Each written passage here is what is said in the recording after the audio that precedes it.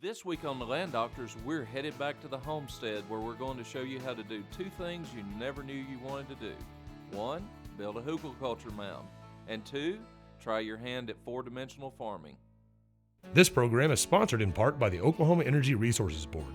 The OERB is voluntarily funded by Oklahoma's oil and natural gas producers and royalty owners, and their funds are being used for well site restoration and student education all across the state. Since 1993, the OERB has restored more than 13,000 orphaned and abandoned well sites at no cost to landowners or taxpayers, employing Oklahoma contractors all along the way. The OERB is proud to serve the state of Oklahoma.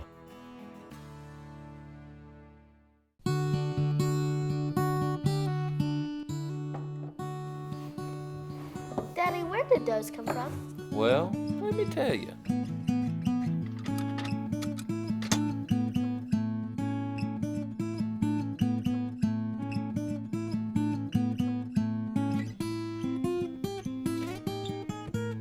Great Plains Kubota, your Oklahoma Kubota dealer and proud sponsor of the Land Doctors. Kubota, for Earth, for life. This program is sponsored and produced by the Land Doctors Management Group. We all know that Oklahomans belong to the land, but even the best of us need a little help from time to time. If you've got a spot of land that you love but would like to make it even better, we're here to help. Whether it's wildlife, water management, natural resources management, environmental cleanup, or even real estate development, these doctors are always on call. I love the smell of fresh dirt in the morning. It smells like victory.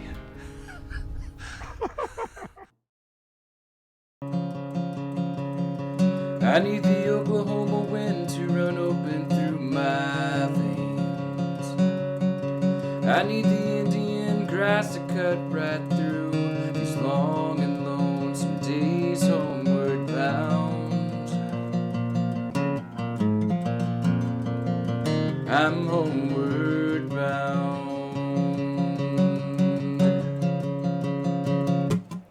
I hear the scissor tail calling me from the redbud trees.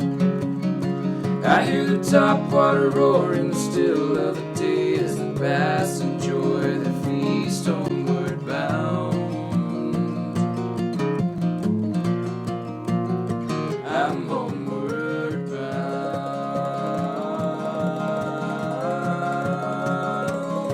Whoa, I recognize that front porch light from a mile away. Whoa, this is a place that for all my life I have longed to stay, where I want to stay.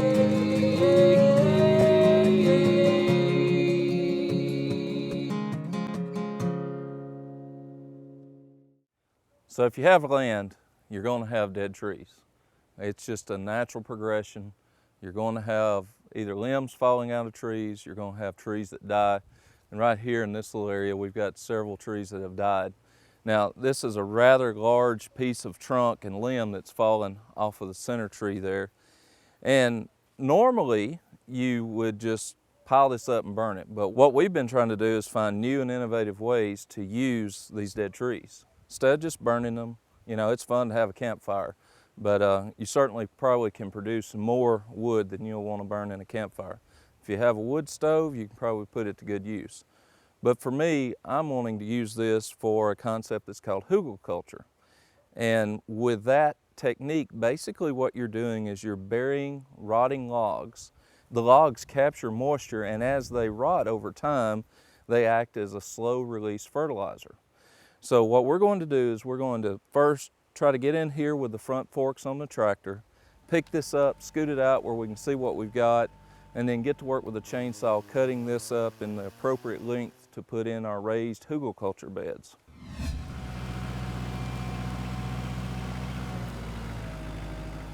I can't stress this enough. If you try to do what I just did, you've got to go very slow. I don't know if you noticed or not, but the big end of the tree, as I try to roll it backwards, it's acting like a prop, and it's trying to twist the whole tree over onto the tractor. Now, you certainly don't want an elm tree for a hood ornament on a tractor or on your head, either one, so you've really got to go slow and pay attention. Really pay attention and look at the entire tree, because as it pivots, there can be a limb that you've not noticed that flops over and crowns your head.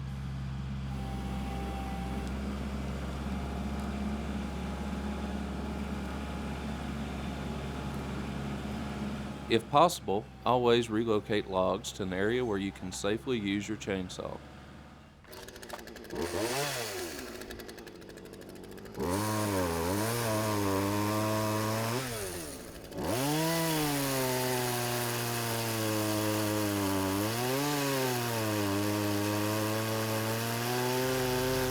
Once you've cut the logs to approximately the same length, you can use the front forks on the tractor to move them where you want them.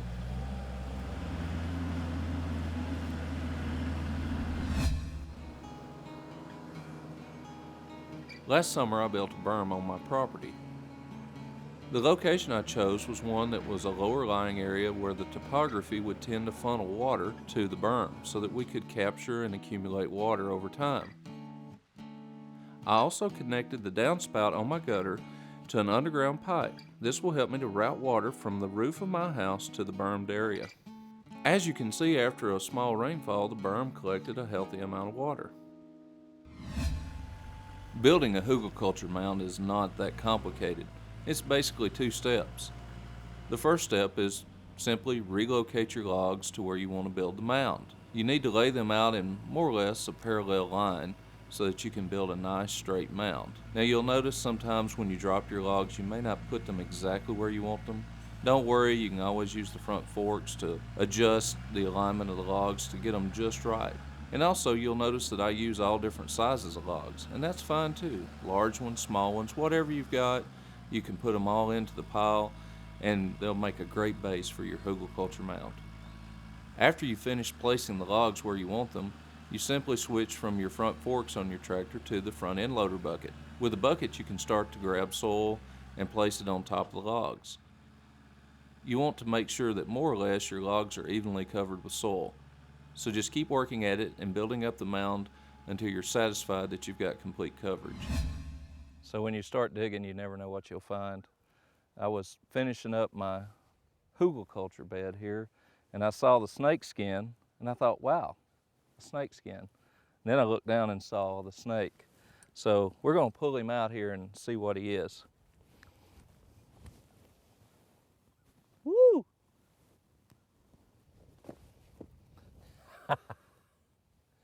He doesn't want to come out. Ah!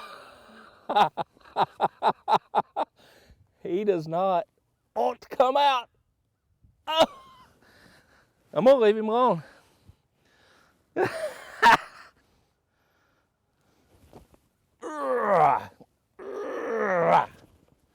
There he is.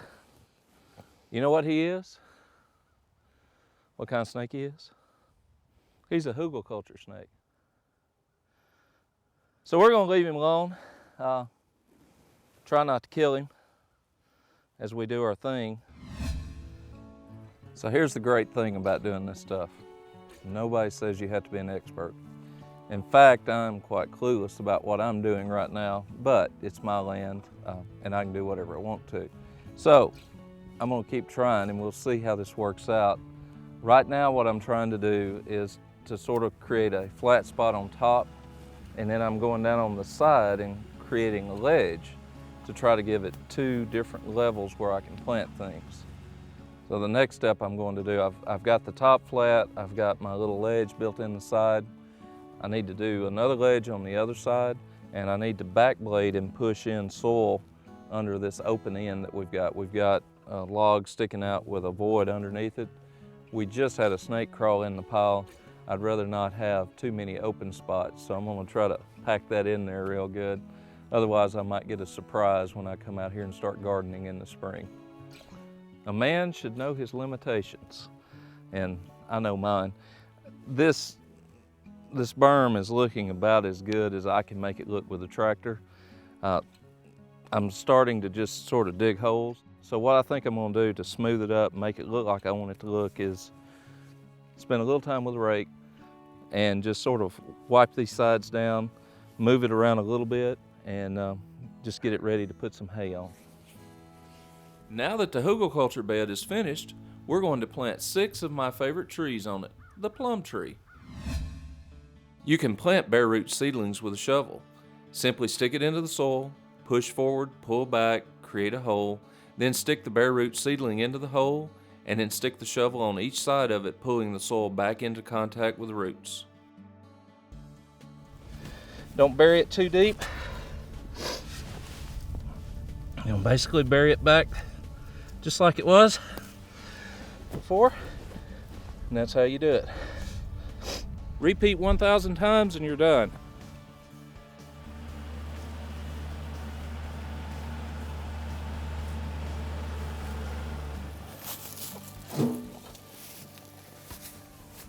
I could go buy mulch. It might even be easier, but this is free. I'm not sure it's as good as anything I would buy, but this is free and it's here. And I want to try to reuse things that are on the property, keep them here, and make the best of them. So even though these pine needles may not be ideal for what I'm going to do, I'm going to use them anyway.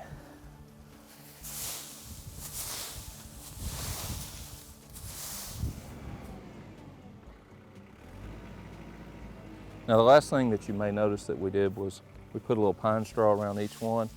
That's not so much to conserve moisture, although it may help a little bit. Mainly that's just to help keep any grass or anything like that from growing up and competing directly with the little bare root seedling. Give it a little bit of a chance to get established before grass starts growing around it. I may have to come back and revisit that during the summer sometime and weed a little bit, but hopefully that'll give it a little bit of a chance to get started. So I've just finished planting 8 American plum trees, 7 on my Hugelkultur bed and 1 as a control on just on the berm alone.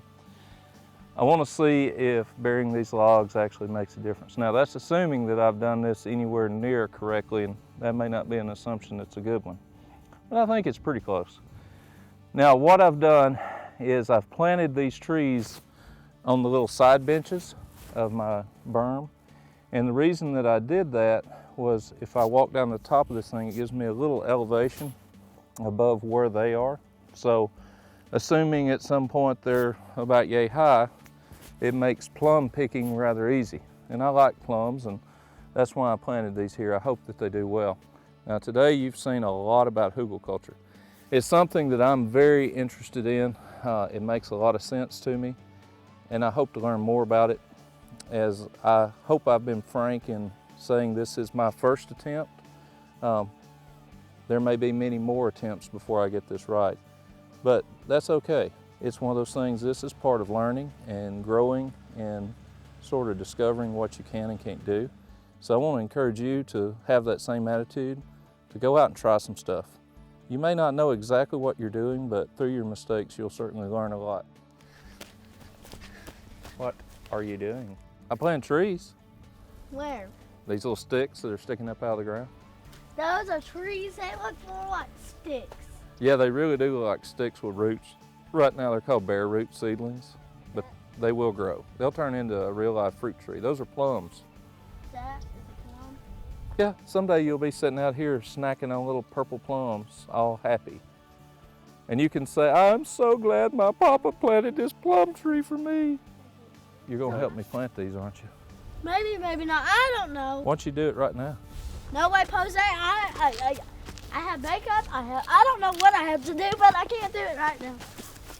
You don't know what it is, but there's something that you need to be doing. Cooking, yeah, that's what I need to be doing. Okay, well go cook. Bye-bye. In this segment, we're going to talk about four-dimensional farming. That's a made-up name that I created to try to capture several different agricultural theories that we're trying to unify into one approach on our property. Now, I could sit on the tractor and try to explain all this, but it's probably easier for me to use the whiteboard. So let's start first with the lay of the land. Behind my house, there's a gentle slope back to the west. And what I've done is I've gone and I've contour plowed in strips so that I minimize soil erosion. So if you look at the little figure that I've drawn here, you see the little red boxes here. Those are strips that I actually plowed around the contour and not with it. And so by doing that, I minimize my chance for soil erosion, and it also gives me a greater ability to capture water. For example, if you get a rain event, and as the rain runs down the hill, it will encounter each one of these strips. With it being broken ground, it'll tend to absorb the water. So that gives me an ability to capture that water more effectively. But there's a little something extra that I'm going to do that'll make it even better. So if you notice, I've drawn in these little blue checks that I've cut into it, and those actually symbolize where I've used a one-bottom plow to cut a furrow inside my contour strip. So now what I've done is I've created a low spot within that freshly tilled soil that will act as a trap for water as it goes down the hill. And then I planted a line of trees in each furrow. Now what this does is it acts as a reservoir to capture water and hold it around the base of the tree. So when the water runs down the hill, it'll be caught in these little traps around the tree. And what that does is it allows the water to percolate down through the root zone. And it focuses the water in the exact area where I want it to be. In addition to capturing the water, this furrow will tend to hold it for a while. So even while some is going down into the soil, it's holding some above the surface that slowly seeps in over time. Since I have sandy soil, it's not drowning my trees, but it's prolonging the watering of them. So any precipitation I get is captured by the furrows, it's funneled to the tree, so I'm effectively focusing all the water that's falling on this part of my property into those areas right around the tree where I can get the maximum benefit. So we've talked about the contour plowing and how I'm capturing water with the furrows that I've constructed within the contour strips. Now the next thing I want to talk about is agroforestry. Now that may not be a common term to a lot of people, but we're all used to seeing it. When you drive through Oklahoma and you see pecan groves that have cattle grazing beneath them, that is an example of agroforestry. You have the forestry in the pecan trees, which they're using to gather nuts for harvest for profit, and at the same time they have the agriculture portion of it where you're grazing cattle beneath the trees. So it's a combination of those two practices. Well, I'm trying to do the same thing except for chickens. We like chickens, we like to eat chickens, we like to eat eggs. So everything about a chicken to us is great. And they're easy to keep, they're really almost no hassle at all. But what we wanted to do was to create a poultry paradise for our chickens so that we could free range them in an agroforestry type setup. So what we've done is we've tried to integrate the fourth dimension, which is time. By carefully selecting the species of trees and shrubs that we planted, we're able to integrate both the third and the fourth dimension into our farming practice at the homestead. We want an area on our farm that will be producing small berries and fruits throughout the year so that we don't have to feed the chickens. They just naturally range and they're eating what's falling. But to do that, we have to both vertically stagger our plantings and we have to make sure that they're staggered over time so that the fruits and the berries are coming off throughout the year and not at just one time. So when you consider the third dimension, by choosing a mixture of trees and shrubs, you get a vertical integration where you have some trees, then you have some smaller understory shrubs. So you have the grasses that are left in the strips that we didn't till between the trees, and then you have the shrubs or the next level up, and then you have the trees. So that gives you the third dimension or the vertical dimension. Now, moving on to the fourth dimension, we had to really pay attention to the tree types and the shrubs that we were picking. It wasn't as easy as just looking to see how tall or short something was. We had to do a little research.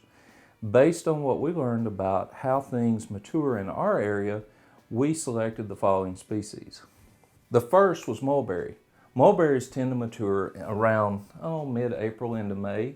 So they're one of the first little native fruit trees that we have that starts dropping their fruits. So that gives chickens their first opportunity at a berry that's falling off a tree. Now the next one is the Juneberry, also known as the serviceberry. This tree is probably going to be more like a shrub on my property. We've tried to plant it near other larger trees so that it will give it some shade. These tend to be understory trees and shrubs. They do a lot better in partial shade. So we had to be a little more careful about where we planted them, but they're a really beautiful tree. They give you a really pleasant appearance for 4 seasons of the year, and they produce what looks like to me a red blueberry. As the name implies, they will tend to mature around June. So that will be our next tree that starts to ripen. After that, we planted 2 species of plums, American plum and sand plum. We think they'll come off sometime around midsummer.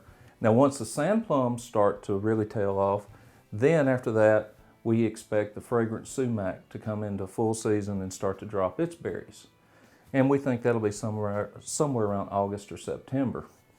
Past that, we already have established autumn olives on the property, and we know in September and October we get a beautiful flourish of these small little red berries that every bird in the country likes to eat. And lastly, throughout the fall, we'll rely on the hackberry trees that we planted to provide that last little bit of forage from the trees that we have for the year. So as you can see, this is a transition throughout the year. As one tree is going out of season, another one is coming into season, so that we have this continual supply of berries that are coming off of our trees. And we think that the chickens will be quite happy, and if the chickens are happy, then we're going to be really happy.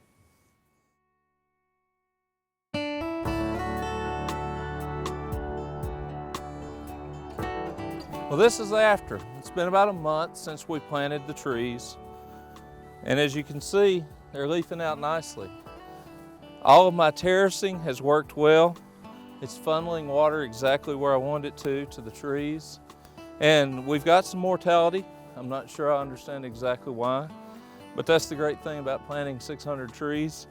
You can have some mortality and it's not that big a deal, as you've got plenty to go around. So we are well on our way to having a food forest here, or as I like to call it, a poultry paradise. One of the things you'll notice with the berms that we've created is that as we were constructing them, we were rolling up grass and other organic materials into the berm. And so what that does is it tends to concentrate these nutrients in the berm, and as they break down, they act as a fertilizer. And so what I've noticed with our berms is that the grass is twice as green and 4 times as tall. And if it does that for grass, it'll do it for the things that we want to plant also. Today you've seen several techniques demonstrated, but they all have one thing in common. You do them once and reap benefits for decades. Just remember, the best time to plant a tree was 20 years ago, and the second best time is today. For more information on this and other episodes, go to landdoctors.com. I need the Oklahoma wind to run open through my veins. I need the Indian grass to cut right through these long and lonesome days homeward bound. I'm homeward bound. I hear the scissor tail calling me from the redbud trees. I hear the topwater roar in the still of the day as the bass enjoy their feast homeward bound. I'm homeward bound.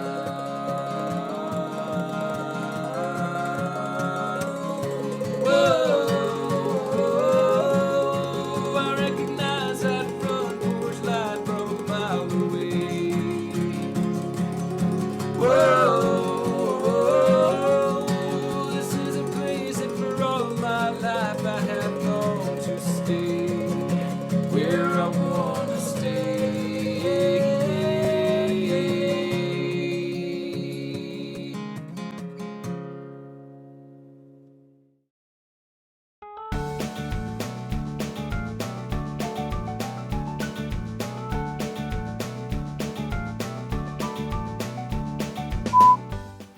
Shut up, Squeaky.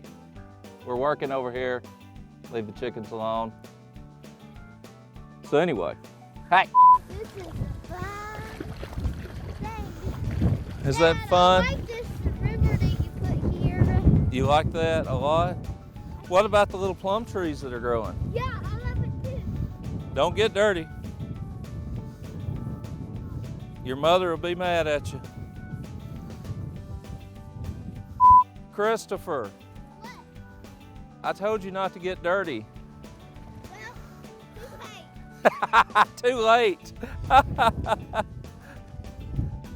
I love doing this. Dad, there's some more up there. Do I look like a monkey? I can't climb up there to get those. Yeah, you can. Oh, You can just stand right there. oh, that's wrong. Ugh. Here, throw those at your sister. Why are you throwing them at me, you little monkey? I'm supplying you. Ooh, gotta get you some persimmons. What do you want me to get? These are for supper, so don't eat them. Come on, son.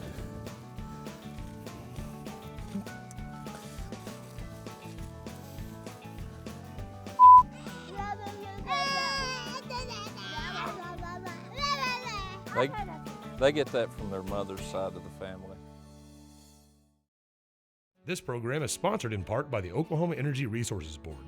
The OERB is voluntarily funded by Oklahoma's oil and natural gas producers and royalty owners, and their funds are being used for well site restoration and student education all across the state. Since 1993, the OERB has restored more than 13,000 orphaned and abandoned well sites at no cost to landowners or taxpayers, employing Oklahoma contractors all along the way. The OERB is proud to serve the state of Oklahoma.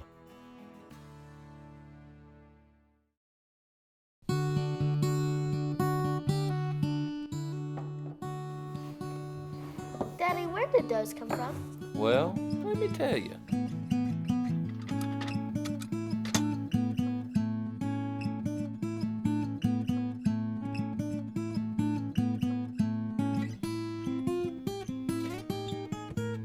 Great Plains Kubota, your Oklahoma Kubota dealer and proud sponsor of the Land Doctors. Kubota, for Earth, for life. This program is sponsored and produced by the Land Doctors Management Group. We all know that Oklahomans belong to the land, but even the best of us need a little help from time to time. If you've got a spot of land that you love but would like to make it even better, we're here to help. Whether it's wildlife, water management, natural resources management, environmental cleanup, or even real estate development, these doctors are always on call. I love the smell of fresh dirt in the morning. It smells like victory.